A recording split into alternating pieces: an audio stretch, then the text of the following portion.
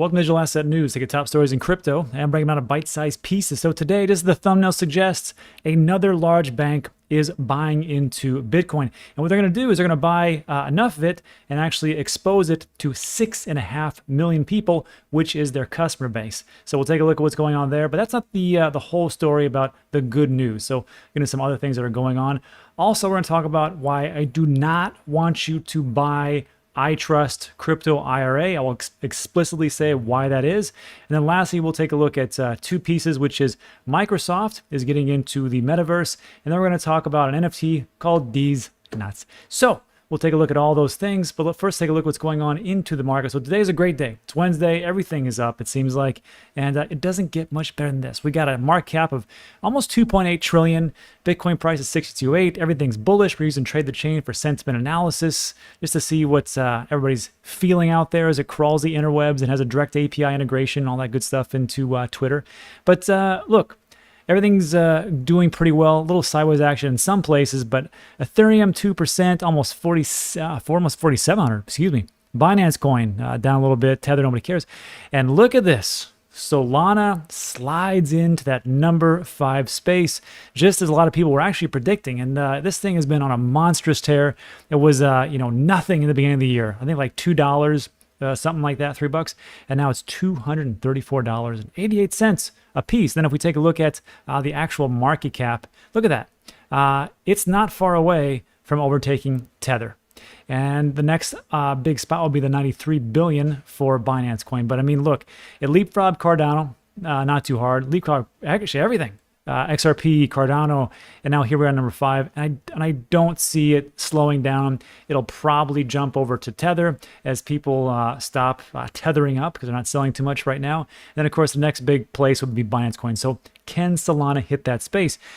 Probably. Just going to take a little bit more integration and maybe more great news, but everybody seems to be buying it. I've been buying this dollar cost averaging. I actually stopped not too long ago, but look, this is doing pretty well, and we'll see how it all goes. I know Cardano people want it to go up, like myself, but look, they're quiet. They're not really doing too much. That's probably where everything's being built, but that's where we're at. So that is pretty much it. Oh, also Avalanche, geez, up 10%. Anything really good? Polygon up.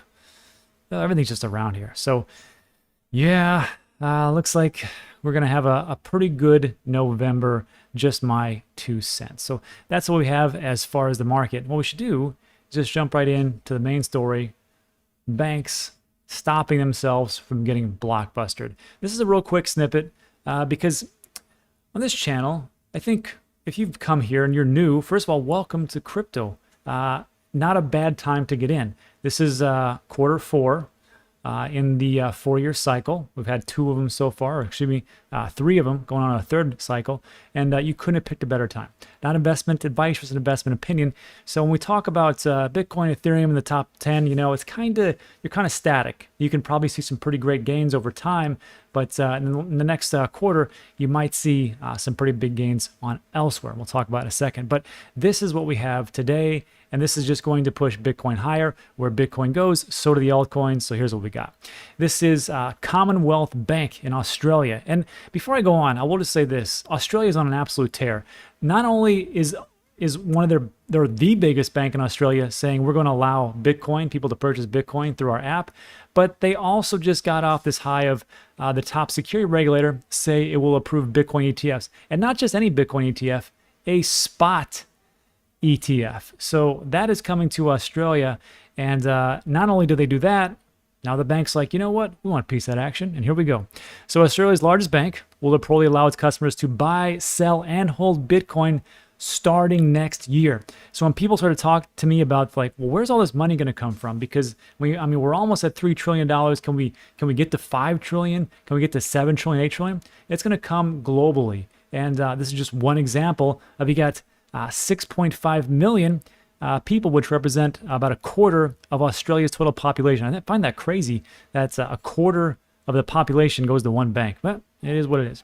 But the big thing, though, is it's unclear whether customers will be able to withdraw their Bitcoin to an external wallet. And I will just say this. take the little wins as we get them. If they can just, give this or allow people to actually buy Bitcoin and other cryptocurrencies in their wallet, but they're saying, you know what, we'll let you custody it, but just not right now. PayPal is doing the same thing, and they're going to roll out custody as well. So again, I think this is a pretty great news globally, and Australia, once again, beats the living pants off America for what they're doing. So let me know what you think about that in the comments section. And now we're going to go on to a little snippet I call Don't Buy iTrust. So iTrust, as you know, it's that piece right there that's in the upper left-hand corner. Tax-free crypto IRA 401k. I've had one for 2 years, but I'm telling you right now, do not buy iTrust. Do not buy iTrust until a certain time. So this is what we have. So there was an award where they were given the best crypto investment platform. And I said, hey, this is a great achievement. Congrats, iTrust. And then also they're rolling out a new program, which is if you sign up for iTrust, you used to just get a month free with no fees, which was $29.99 a month, which allowed them to do all the different things that they had to do as far as paperwork and as far as custody and as far as everything they needed to do legally to have a crypto IRA.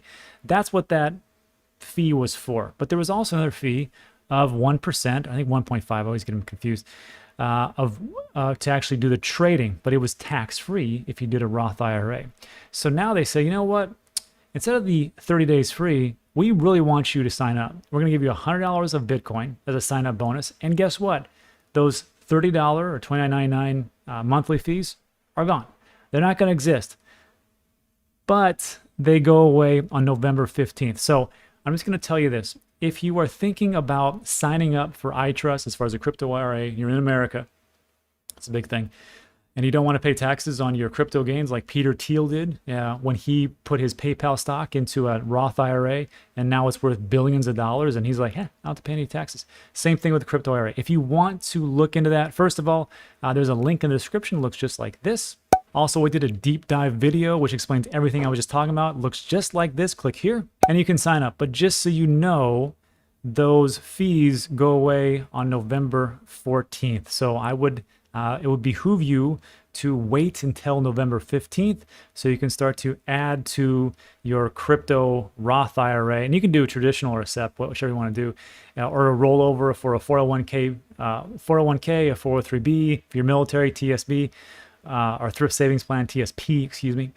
You can do all those things. Just talk to the guys over at iTrust. So again, sounds like a pretty great deal. They really want you to come in. Just don't do it till the 14th.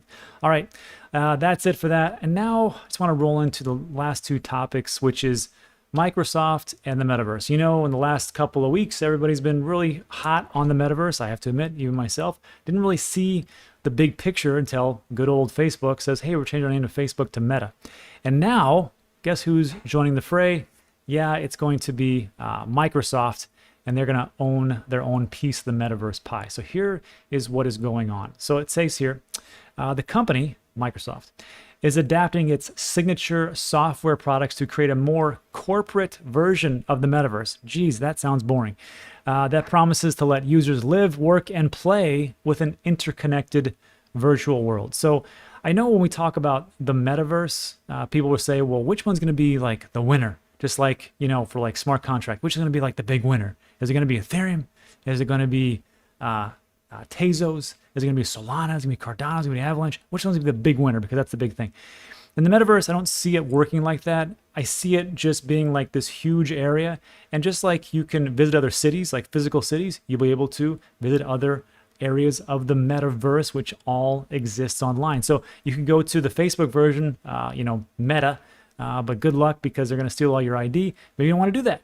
Maybe you want to go to the sandbox, or maybe you want to go to Decentraland, and where everything is autonomous and your anonymity is remains safe because you use the MetaMask wallet. Well, whatever you want to do.